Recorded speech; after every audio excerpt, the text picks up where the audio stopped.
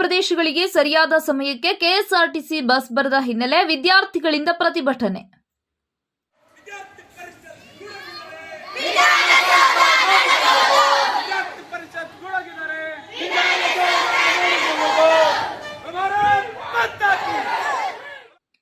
ತುಮಕೂರು ಜಿಲ್ಲೆ ಮಧುಗಿರಿ ಎಸಿ ಕಚೇರಿ ಮುಂದೆ ನೂರಾರು ವಿದ್ಯಾರ್ಥಿಗಳಿಂದ ಪ್ರತಿಭಟನೆ ನಡೆಸಿದ್ದು, ಸಮರ್ಪಕ ಬಸ್ ಬಿಡುವಂತೆ ಎಬಿವಿಪಿ ನೇತೃತ್ವದಲ್ಲಿ ವಿದ್ಯಾರ್ಥಿಗಳು ಪ್ರತಿಭಟನೆಗೆ ಮುಂದಾಗಿದ್ದಾರೆ.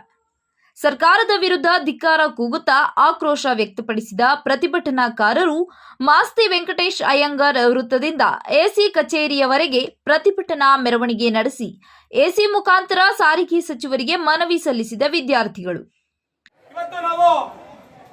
ವಿದ್ಯಾರ್ಥಿಗಳ ಏನೋ ಶೈಕ್ಷಣಿಕ ಸಮಸ್ಯೆಗಳಿದೆ, ಆ ಸಮಸ್ಯೆಗಳ ಪರಿಹಾರಕ್ಕೋಸ್ಕರ ಇವತ್ತು ಸಾಂಕೇತಿಕವಾಗಿ ನಾವೆಲ್ಲರೂ ಕೂಡ ಪ್ರತಿಭಟನೆ ಮಾಡ್ತಾ ಇದ್ದೇವೆ.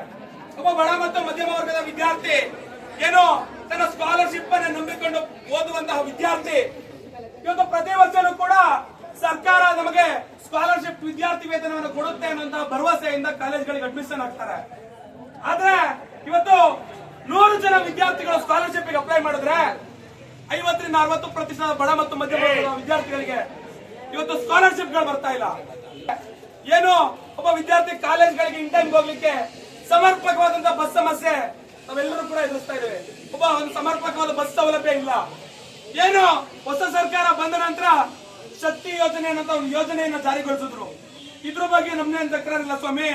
ಆದ್ರೆ ಈ ಒಂದು ಯೋಜನೆ ತಂದ ನಂತರ ನಾವು ವೈಜ್ಞಾನಿಕವಾಗಿ ಯೋಚನೆ ಮಾಡಬೇಕಾಗಿತ್ತು.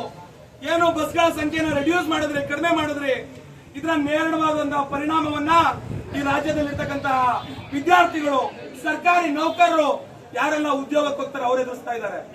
ಸರಿಯಾದ ಸಮಯಕ್ಕೆ ಕಾಲೇಜ್ಗಳಿಗೆ ಹೋಗ್ಲಿಕ್ಕೆ ಆಗ್ತಾ ಇಲ್ಲ. 75% ಏನು ನಮ್ಮ ಅನೇಕ ಸಮಸ್ಯೆಗಳನ್ನ ಪ್ರತಿನಿತ್ಯ ಒಬ್ಬ ವಿದ್ಯಾರ್ಥಿ ಎದುರಿಸ್ತಾ ಇದ್ದಾನೆ. ಇಷ್ಟೆಲ್ಲ ಸಮಸ್ಯೆ ನಡುವೆ ಹಾಸ್ಟೆಲ್ ನಲ್ಲಿ ಓದೋಣ ಅಂತ ಹಾಸ್ಟೆಲ್ಗೆ ಅಪ್ಲೈ ಮಾಡಿದ್ರೆ ಅಲ್ಲಿ ಕೂಡ ಹಾಸ್ಟೆಲ್ಗಳು ಸಿಗ್ತಾ ಇಲ್ಲ.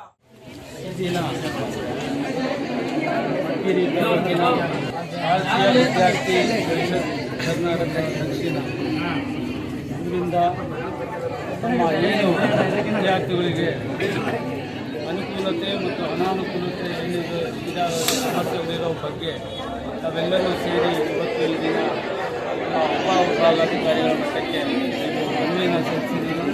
ಈ ಮನವಿಯ ಸಂಬಂಧಪಟ್ಟ ಇಲಾಖೆಗೆ ಹಿಂದೆ ಕೂಡ 20 ದಿವಸನೇ ಕೂಡಲೇ ಕೂಡ ತಮ್ಮ ಬೇಡಿಕೆಗಳನ್ನು ಹಿಂದೆನೂ ಕೂಡ ಮುಂದುವರಿಸಿ ಕಳಿಸ್ಕೊಡ್ತೀನಿ ಅಂತ ನಮ್ಮೆಲ್ಲರೂ ತಿಳಿಸ್ಕೊಡ್ತೀನಿ.